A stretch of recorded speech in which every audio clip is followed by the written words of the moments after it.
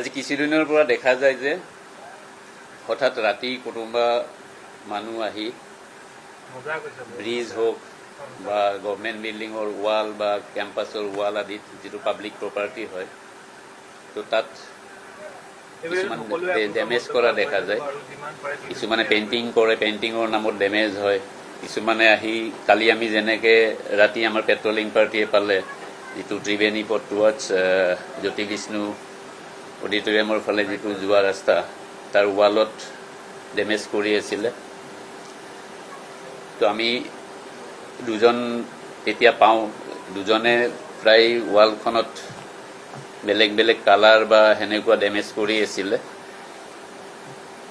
তো আমি পাই সেই দুজন আমি এপ্ৰিহেণ্ড কৰোঁ আৰু তেখেতসকলৰ এগেইনষ্টত আমি অলৰেডি দিছপুৰ থানাত কেছ ৰেজিষ্টাৰ কৰিছোঁ।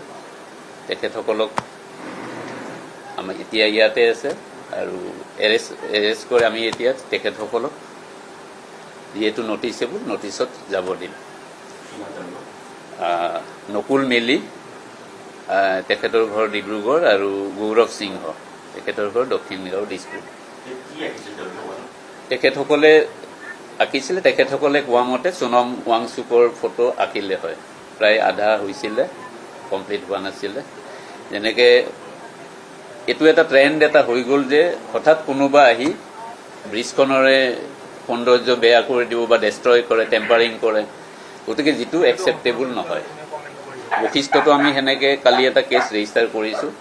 তাত নিশা প্ৰায় গভীৰ নিশা কোনোবা আহি তাত পেইণ্ট কৰিছিলে, গতিকে আমি সেই তাত এটা কেছ ৰেজিষ্টাৰ হৈছে। এতিয়া আমি আইডেণ্টিফাই কৰি আছোঁ আৰু ষ্ট্ৰিক্ট একশ্যন আমি ল'ম। সংগঠনৰ বুলি আমি এতিয়াও এইটো আমি সোধপোছ কৰি আছোঁ, সংগঠনৰ নহয় বুলি কৈ আছে তেখেতসকলে। এইটো এটা ট্ৰেণ্ড হ'ল যে কোনোবাই মন গ'ল যে আহি যিকোনো পাব্লিক প্ৰপাৰ্টিৰ ওপৰত তেখেতসকলে ডেষ্ট্ৰয় বা টেম্পাৰিং কৰা দেখা যায়, যিটো একচেপ্টেবল নহয়। তো মই আপোনালোকৰ থ্ৰুৱেদি জৰিয়তে এইটোৱে ক'ব বিচাৰিম যে কোনেও যাতে পাব্লিক প্ৰপাৰ্টিৰ ওপৰত ডেমেজ, টেম্পাৰিং বা ডেষ্ট্ৰয় যাতে নকৰে, আৰু যদি সেইটো কৰা দেখা যায় তেতিয়াহ'লে ভৱিষ্যতে আমি অধিক কঠোৰ হ'বলৈ বাধ্য হ'ম। আমি জেললৈ পঠাবলৈ আমি কুণ্ঠাবোধ নকৰিম। ছেকশ্যন মই পিছত দি দিম। এতিয়া চৰকাৰী গাড়ী আমি পোৱা নাই, কাৰণ বশিষ্ঠৰ যিটো কেছ হৈছে সেইটো আমি আইডেণ্টিফাই অলৰেডি অলমষ্ট হৈছে, একশ্যন আমি লৈ আছোঁ। আৰু তেখেতসকলে এল্টো গাড়ী এখন লৈ আনিছিলে। এল্টো গাড়ীত হঠাৎ আহি তাত ৱালখন ডেমেজ কৰা দেখা যায় আৰু তেতিয়া আমাৰ পেট্ৰলিং পাৰ্টিয়ে পাই তেখেতসকলক লৈ আনে। তেখেতসকলে ডিটেইলছটো আমি এতিয়া লৈ আছোঁ তেখেতসকলৰ। তেখেতসকলে যিখিনি কৈছে যে তেখেতসকলে নিজা মানে মন গ'ল আহি তাত ৱালখনত ডেষ্ট্ৰয় কৰি দিলে। মন গ'লে কাৰোবাৰ বা কোনোবাই ইচ্ছা গ'লে যে পাব্লিক প্ৰপাৰ্টি এটা আহি ডেষ্ট্ৰয় কৰিব বা টেম্পাৰিং কৰিব, সেইটো একচেপ্টেবল নহয়। মই আপোনালোকৰ জৰিয়তে এইটোৱে ক'ব বিচাৰিম যে ভৱিষ্যতে যাতে কোনেও পাব্লিক প্ৰপাৰ্টিৰ ওপৰত এই ডেমেজ বা টেম্পাৰিং এইবিলাক যাতে নকৰে। ধন্যবাদ। কালি যি দুজন আমি আনিছোঁ তেখেতসকলৰ নাম হ'ল নকুল মিলি আৰু গৌৰৱ সিংহ। অলৰেডি আমি এটা কেছ ৰেজিষ্টাৰ কৰিছোঁ আৰু তেখেতসকলক নটিচত যাব দিম আফটাৰ ইণ্টাৰোগেশ্যন। আৰু বশিষ্ঠৰ যিটো কেছ আছে সেইটোৰ আমি একশ্যন লৈ আছোঁ, কিন্তু ভৱিষ্যতে যাতে কোনো এইটো নকৰে। কাৰণ গভৰ্ণমেণ্ট প্ৰপাৰ্টিৰ ওপৰত কাৰো অধিকাৰ নাই যে আহি নিজে নিজৰ মন গ'ল বা কিবা মন গ'ল আহিলে হঠাৎ ৰাতি গভীৰ নিশা নামিলে তাৰপিছত যিকোনো ধৰণৰ ৱাল ডেমেজ কৰিব বা টেম্পাৰিং কৰিব, সেইটো একচেপ্টেবল নহয়। এটা দিছপুৰ থানাত কালি আজি যিটো ৰাতি আমি পালোঁ তাত এটা আমি ৰেজিষ্টাৰ কৰিলোঁ আৰু বশিষ্ঠত এটা ৰেজিষ্টাৰ হৈছে, যিটো আণ্ডাৰ ব্ৰিজত যিটো হৈছিলে আঁকিছিলে। দিছপুৰতো 524/26। মই এইটোৱে ক'ব খুজিম যে কোনেও যাতে পাব্লিক প্ৰপাৰ্টিৰ ওপৰত হঠাতে আহি পাব্লিক প্ৰপাৰ্টিটো ডেষ্ট্ৰয় বা টেম্পাৰিং কৰিবলৈ চেষ্টা নকৰে, আৰু যদি সেইটো কৰা দেখা যায় তেতিয়াহ'লে প্ৰশাসন অধিক কঠোৰ হ'ব।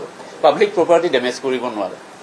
আজি কিছুদিনৰ পৰা দেখা যায় যে হঠাৎ ৰাতি কোনোবা মানুহ আহি ব্ৰিজ হওক বা গভৰ্ণমেণ্ট বিল্ডিঙৰ ৱাল বা কেম্পাছৰ ৱাল আদিত যিটো পাব্লিক প্ৰপাৰ্টি হয়, তো তাত কিছুমান ডেমেজ কৰা দেখা যায়।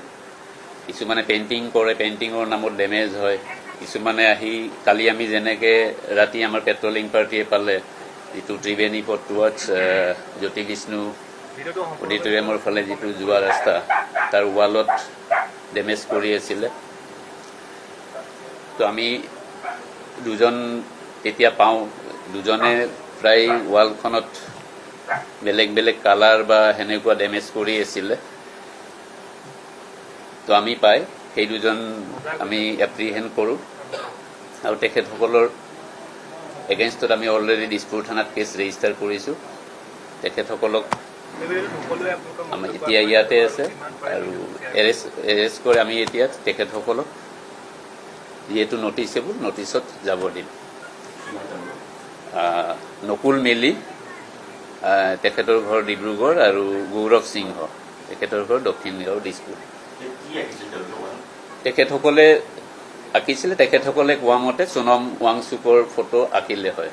প্ৰায় আধা হৈছিলে, কমপ্লিট হোৱা নাছিলে। যেনেকৈ এইটো এটা ট্ৰেণ্ড এটা হৈ গ'ল যে হঠাৎ কোনোবা আহি ব্ৰিজখনৰে সৌন্দৰ্য বেয়া কৰি দিব বা ডেষ্ট্ৰয় কৰে, টেম্পাৰিং কৰে, গতিকে যিটো একচেপ্টেবল নহয়। বশিষ্ঠতো আমি সেনেকৈ কালি এটা কেছ ৰেজিষ্টাৰ কৰিছোঁ।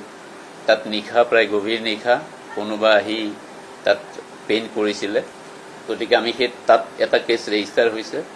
এতিয়া আমি আইডেণ্টিফাই কৰি আছোঁ আৰু ষ্ট্ৰিক্ট একশ্যন আমি ল'ম। সংগঠনৰ বুলি আমি এতিয়াও এইটো আমি সোধপোছ কৰি আছোঁ, সংগঠনৰ নহয় বুলি কৈ আছে তেখেতসকলে। এইটো এটা ট্ৰেণ্ড হ'ল যে কোনোবাই মন গ'ল যে আহি যিকোনো পাব্লিক প্ৰপাৰ্টিৰ ওপৰত তেখেতসকলে ডেষ্ট্ৰয় বা টেম্পাৰিং কৰা দেখা যায়, যিটো একচেপ্টেবল নহয়।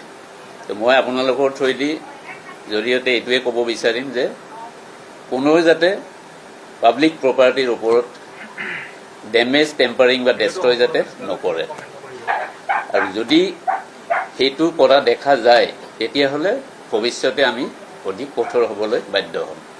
আমি জেললৈ পঠাবলৈ আমি কুণ্ঠাবোধ নকৰিম। ছেকশ্যন মই পিছত দি দিম। এতিয়া চৰকাৰী গাড়ী আমি পোৱা নাই, কাৰণ বশিষ্ঠৰ যিটো কেছ হৈছে সেইটো আমি আইডেণ্টিফাই অলৰেডি অলমষ্ট হৈছে, একশ্যন আমি লৈ আছোঁ। আৰু তেখেতসকলে এল্টো গাড়ী এখন লৈ আনিছিলে। এল্টো গাড়ীত হঠাৎ আহি তাত ৱালখন ডেমেজ কৰা দেখা যায়, আৰু তেতিয়া আমাৰ পেট্ৰলিং পাৰ্টিয়ে পাই তেখেতসকলক লৈ আনে। তেখেতসকলে ডিটেইলছটো আমি এতিয়া লৈ আছোঁ তেখেতসকলে যিখিনি কৈছে যে তেখেতসকলে নিজা মানে মন গ'ল আহি তাত ৱালখনত ডেষ্ট্ৰয় কৰি দিলে।